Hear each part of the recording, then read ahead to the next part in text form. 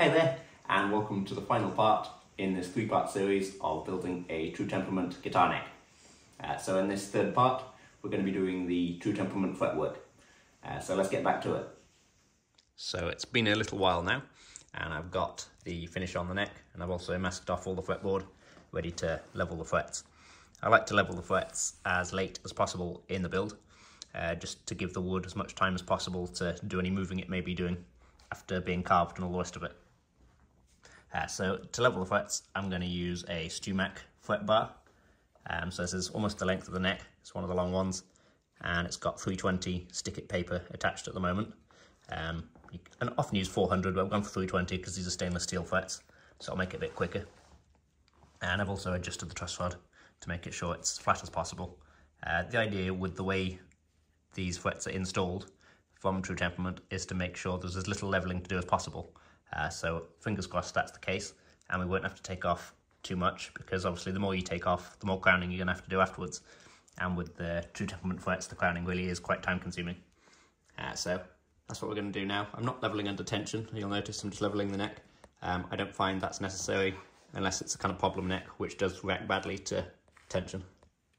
I'll just have a quick look at the back now it's got finish on. So let's get started now on levelling the frets.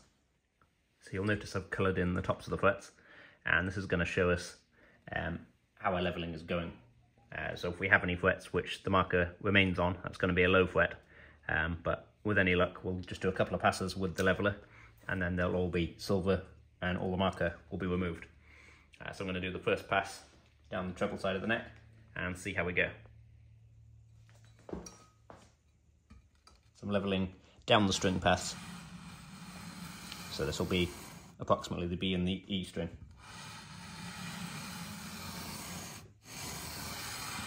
And I'm not using any kind of pressure on the bar, I'm just letting the weight of it do its thing.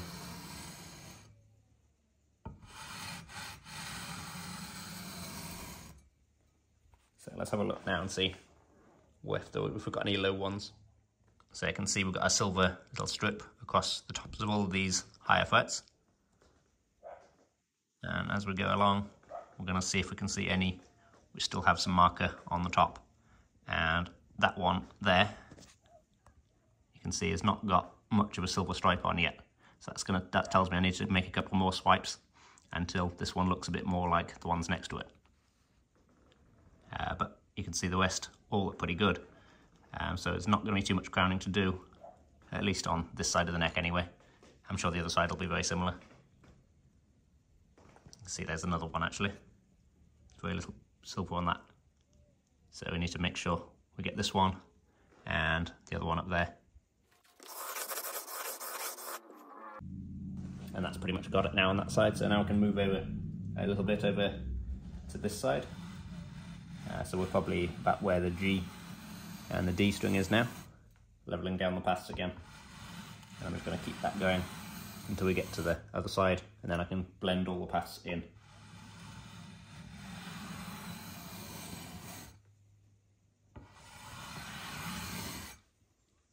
So we're all nice and level now. You can see there's no marker left on tops of the frets, and I've hardly had to take off any material at all, which is great news because it's going to make crowning them that much easier. You can see they're not actually that flat on the top, so it's going to take a very minimal amount of crowning to restore that round shape on the top. But before I do that, I'm actually going to change over to 400 on the leveller to remove these sanding scratches from the 320. I'm going to work this area down here a little bit more than up here, because that's going to introduce a tiniest bit of fall away. It's going to be so subtle you can barely see it, but I find that does help allow a lower action on the guitar. So I've started crowning the frets now, and you can see I've done this one here. I've coloured them all in again, and you can see I've just got a very fine line left on the top of this one. You can see it a bit more clear from the side angle maybe. You can see it's round on the top, where this one is flatter, because I've not got to this one yet. So I'm just doing this with a few needle files. For the curved sections I'm using a half round one like this, and just like this, going round and shaping it and removing the colour from this side and this side until we've got a nice fine line down the middle. For straighter frets, like straighter sections like this, you can use a square needle file like this one. These are all diamond needle files, so they leave quite a clean finish. And you can see I'm just shaping it until that line starts moving over towards the middle of the fret. And when I think it's gone far enough, I'll go from the other side. I've got another video on this as well if you'd like to check that one out. It might go into the crowning a little bit more detail. But it looks complicated and difficult, but really it's just time consuming. So the better job you do keeping the neck level, like we have done on this one, the easier it makes it, because then you haven't got so much to restore back to round.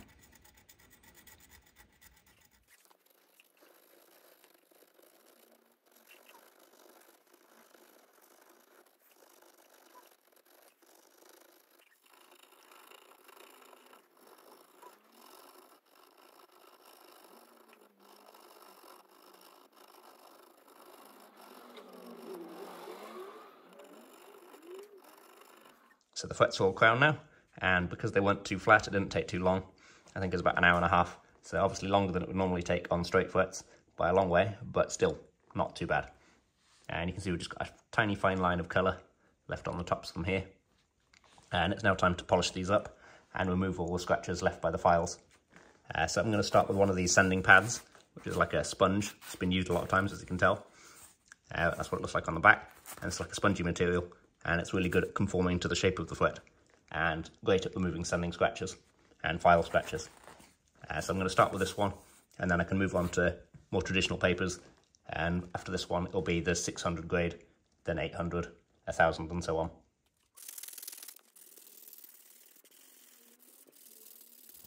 So now I've worked all the way through the grades of sandpaper and I'm on to buffing them or polishing them, and you can see these last three I've already done, and these next ones need to be done still. So you can see there's much duller appearance to these ones before they've been buffed. So to do the buffing, I'm just using a Dremel and a wool polishing mop. And I'm just using some of this compound here, turning the Dremel on, getting it in there, and then buffing a fret.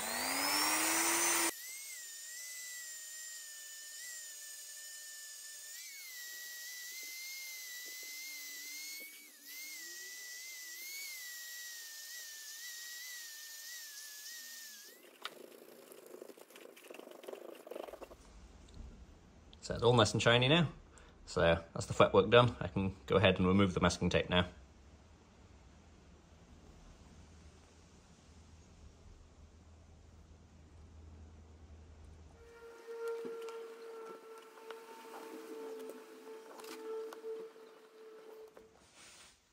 So it's time to put the tuners on now.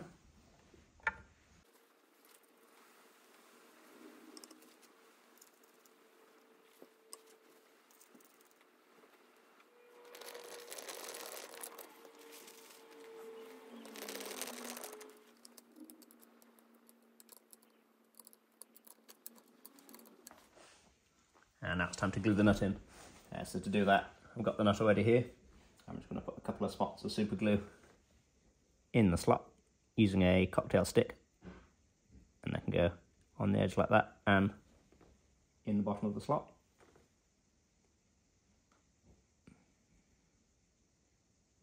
And we don't want too much, but we want enough to make it secure.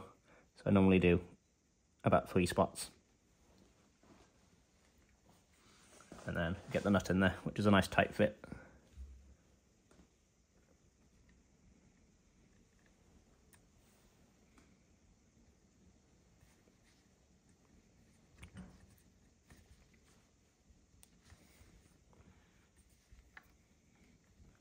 And you can see it's nice and well seated, because that's a very important bit, that is making good contact across the bottom here.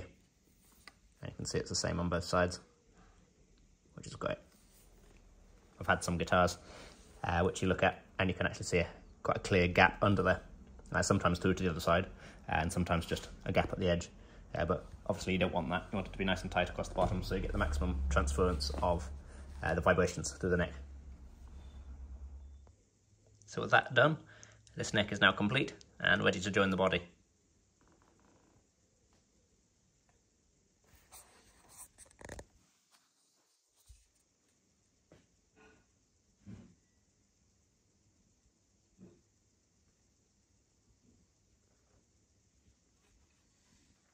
And that's all for this one. Thank you very much for watching. I hope this series of building a True Temperament guitar neck has been useful, and I hope you've enjoyed it. If you have, please don't forget to leave me a like, and if you'd like to see similar content to this, please do subscribe. Thanks again for watching, and I'll see you on the next one.